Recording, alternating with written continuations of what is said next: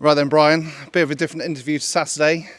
Got to be really proud of what we've just seen out there on the pitch this evening. Yeah, I think proud's the right word, Andy. It was a mammoth performance from everyone involved, really, going from the staff and everyone on the coach to the players, to the fans. Everyone who attended tonight was magnificent, and yeah, just couldn't be more proud of the players and the football club for that type of performance. To come here, I think, what was it, 4,500 fans in attendance, and you look behind you and the Salisbury fans are there singing right to the death, trying to support the boys right through the game, and we can hear their voices all the way through the game against 4,000 Torquay fans is a fantastic show of support. So first and foremost, thank you to them for making the journey. I wasn't expecting that many to come up, and yeah, it was outstanding from them, and I thought the team mirrored that on the pitch. Thought it was a really, really top away performance. You know, there's no trickier place to come than Torquay away on a Tuesday night, and it'd have been easy to feel sorry for ourselves and to feel leggy and roll over and have your bellies tickled, but that wasn't to be. It was absolutely outstanding. Absolutely great advert for Step 2 non-league football as well. Both teams going toe-to-toe, both having a go, both going about the football in their kind of right way. Yeah, look, there's no right or wrong way for me, but our mentality today was to go and try and win the game. Don't sit back, don't play counter-attack football. Get on the front foot and ask some questions. And I thought first half we were magnificent.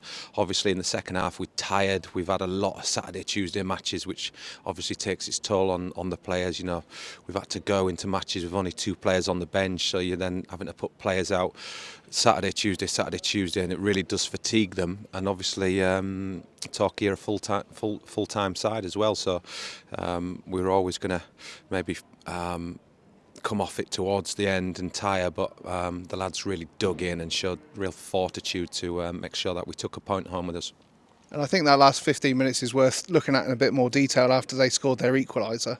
Although they had a lot of the ball, Reece Byrne had a couple of catches to make, which he did really well in the box, but he didn't have a save to make in that last 15 minutes, really. No, and it was credit to the lads and the willingness to defend and cover the teammates at times. Torquay a good side, they move it around well, and sometimes you've just got to help your teammates out, and that's what we did. It was a real selfless performance from players, and I thought, you know, going right through the side, Bernie was magnificent. You know, obviously it's easy for Bernie to go under after making the mistake against Enfield on Saturday.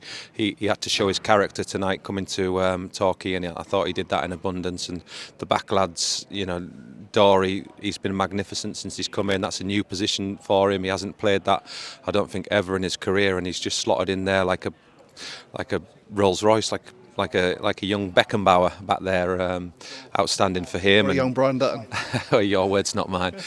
And then you've got Sam. Obviously, Sam's not even had a training session with us, and he's only 19, 20 years of age. I think people need to appreciate the average age of this side. Probably the average age out there today is around about 20, 21 years of age. So, you know, these are young lads learning on the job, and they're outstanding. You talked about the young lads, but there was a certain older lad who put his body about the first half, ran himself into the ground.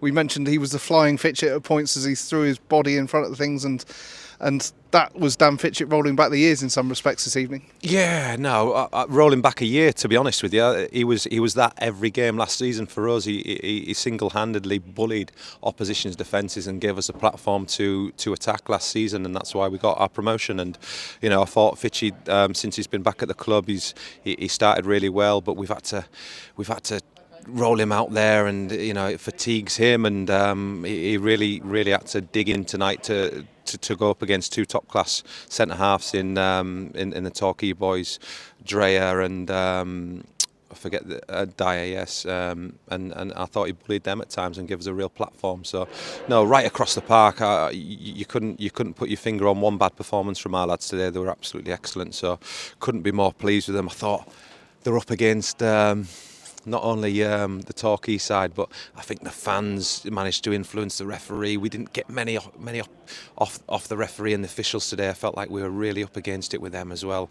The first goal, that's chalked off for us. They've given the goal and we're all coming up to the halfway line, and then they've decided steward's inquiry on it. And for me, you can't go back for a steward's inquiry. You've either seen it or you haven't, and yeah, too much time had passed for that one. It's going to be interesting to watch the video back, but it looked like a legitimate goal to me. And ironically, the goal that they score, there's probably 4 or 5 people influencing it behind Bernie, and you know, it's such a grey area. Deciding whether or not someone's influencing it when they're stood in and around the goalkeeper. You know, I think we've been hard done by again tonight. You were quite animated at times down in the technical area, so much so that you and Callum were put on the naughty step by the referee this evening. Was that frustration, or just kind of the momentum of the game and the way the game was, and kind of feelings being high? No, listen, when you come to Torquay and there's 4,500 fans in there, you've got to fight. You've got to fight for everything, every decision, every challenge. You've got to fight. If you're just going to come here and be submissive and roll over and have your bellies tickled, then you'll get thumped. So now, myself, Cal, Theo, and all the technical area, we needed to fight tonight, fight for every decision, and sometimes potentially you cross the line and you do get a yellow card, but it was more important to me that we demonstrated to all our players that we're not coming here to have our bellies tickled. We're coming here to hopefully take 3 points, if not 1. I said to you and Callum after Saturday that sometimes it feels like we just need a little bit of luck, and tonight I think you proved me wrong, and I think that you proved that hard work can get you out of things sometimes too. Yeah, look, it's a difficult one. I think we've been very unlucky, but I don't like the word unlucky and all that kind of stuff. I think the scoreline's quite truthful in matches, but we need to create our own luck, and tonight we did, because we were on the front foot and we asked Torquay a lot of questions, but ultimately, the bigger picture is if we perform like that with that intensity for these 8 cup finals, Salisbury Football Club will be fine. It's about keeping them standards where they were set tonight and not dipping off it. And we'll make sure, myself and the coaching staff, that we're on at the players. And I think we've got a really good, honest group of players that'll be on at each other. And yeah, 8 cup finals, and we look forward to it. You know, it's one of those. We know what's at stake. We've worked far too hard as a coaching team to let this slip, and we'll be giving absolute everything, as we have done all season, to make sure that Salisbury stays in the division, and it'll be a fantastic achievement in my eyes. You know, the context of the situation is we know where the budget's at. It's our first time in the division. We've had some terrible luck with injuries, so we'll celebrate it when it happens. I'm sure it's going to be a buoyant bus on the way back, but I'm sure your mind's already on to Saturday. Yeah, I mean, buoyant, yes, I think the lads will be delighted with the performance, but we don't want to get too high. Ultimately, that's just one game. We don't celebrate like that. That's got the job done. That's just one game, boxed off. 8 more cup finals. Don't get too high, don't get too low after Enfield. Just make sure you turn up for the next match, and we'll be on with that as a coaching staff now. We'll be preparing for the next one, Hampton, and yeah, like I said, 8 cup finals, and we're all in it together. Let's stick together.